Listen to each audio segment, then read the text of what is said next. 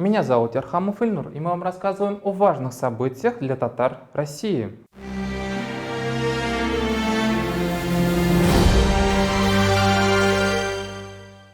На самом деле, праздник 12 июня не всегда назывался Днем России. Впервые праздничным этот день стал в 1992 году. Тогда название праздника звучало громоздко – День принятия Декларации о государственном суверенитете Российской Федерации. Сама эта декларация была принята в 1990 году. В 1998 году президент России Борис Ельцин в своем телеобращении предложил переименовать праздник в День России. Официально 12 июня стало Днем России в 2002 году при президенте Владимире Путине. Но граждане России еще долгое время по привычке, по старинке, называли 12 июня как День независимости России.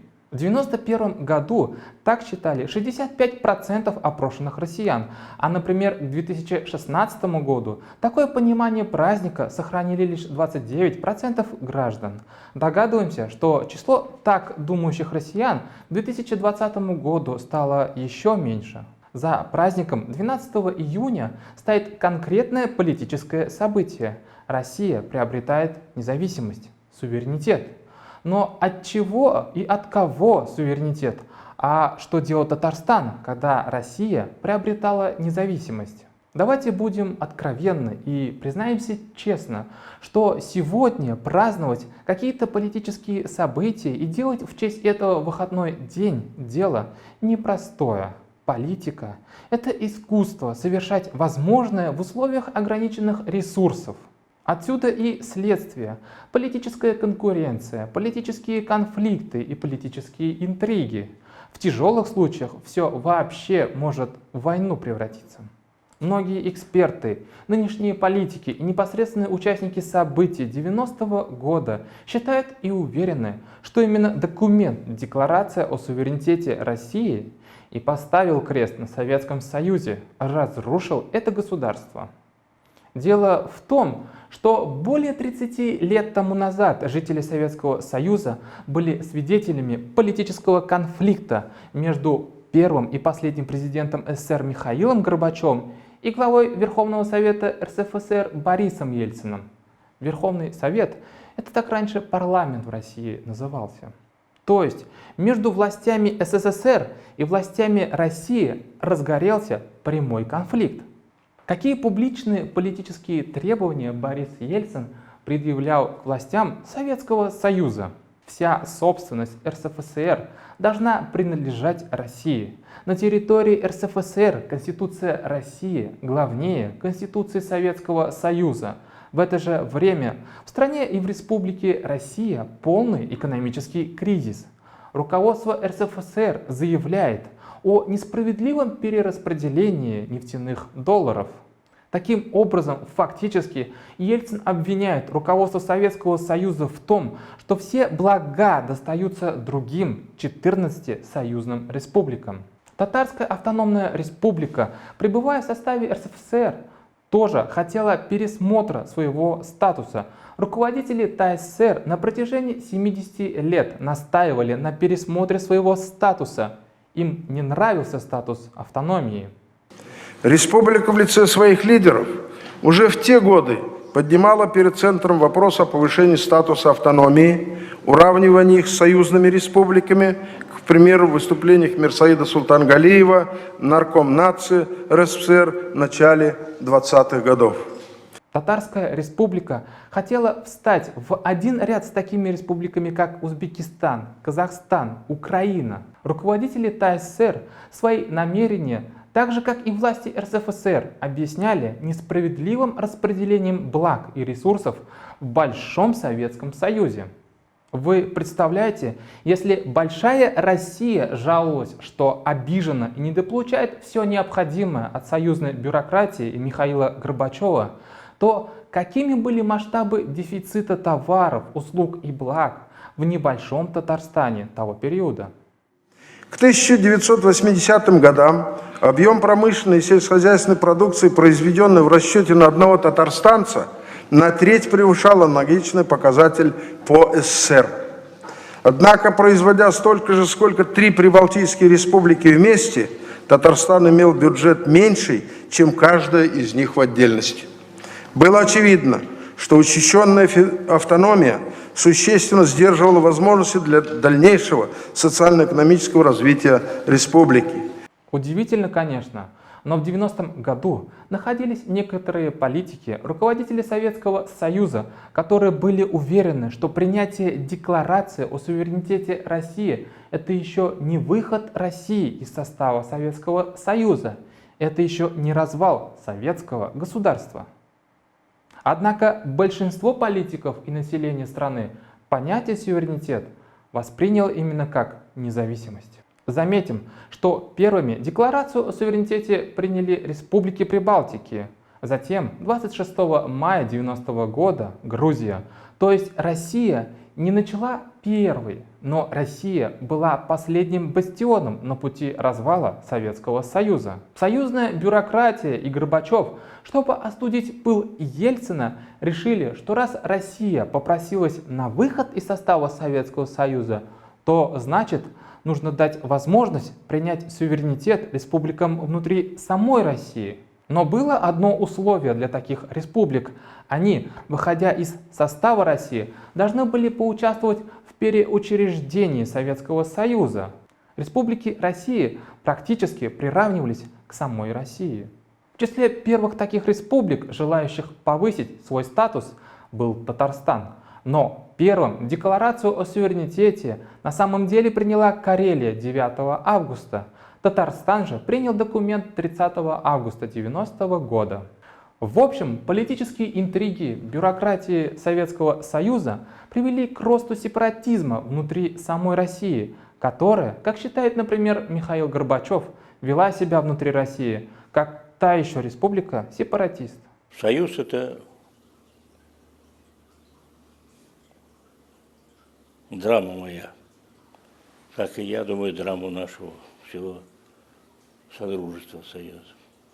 В декабре 1991 года, когда президент Горбачев пытался спасти Союз, руководители России, Украины и Белоруссии встретились, чтобы подписать документ о прекращении существования СССР. Но дело-то уже спиной шло предательство. За моей спиной все делалось. Разве можно для того, чтобы закурить или прикурить, поджигают дом или взрывом? Есть спички же для этого. В итоге Ельцин был вынужден сказать свои легендарные слова: «Берите суверенитета столько, сколько проглотите». И сказал он это, чтобы успокоить республики внутри самой России. Получается интересная картина. Россия выходит из состава Советского Союза, в отместку Советский Союз предлагает Татарстану выйти из состава России и войти в состав СССР, будучи равной самой России. Но, как показала история, Михаил Горбачев политически проиграл Борису Ельцину. Советский Союз сохранить не удалось. На его месте появились 15 независимых государств. Теперь вы понимаете, почему Россия и Татарстан долгое время после развала Советского Союза существовали на равных. Да, именно после этих политических событий между Горбачевым и Ельциным именно поэтому и был подписан федеративный договор о разграничении полномочий между Россией и Татарстаном. А то, знаете ли, и по сей день находятся люди, которые не понимают, почему Россия и Татарстан подписывали между собой договор на равных, почему Татарстан принимал суверенитет от России. У каждого народа есть свое буквально национальное государство. Посмотрите на Татарстан. Это уже внутренняя Албания. Это потенциальное новое независимое государство. И потом на обломках России люди будут чесать репу. Как же так вышло? Почему так вышло? Сталинско-ленинская бомба заложена под единство России. Надо ее как-то аккуратно выковыривать, чтобы она не взорвалась.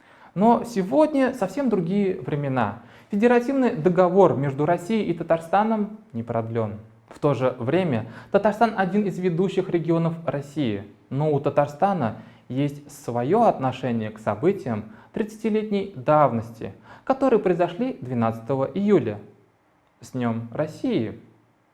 Всемирный конгресс татар поддержал поправки в Конституцию России.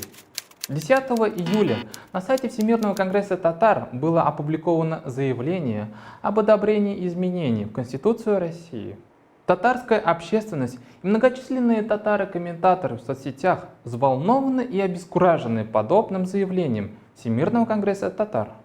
Голосование по поправкам в Конституцию страны должно было пройти еще весной, но из-за коронавируса было перенесено на 1 июля. Члены рабочей группы по поправкам в Конституцию, конечно, работали с удивительной сверхскоростью.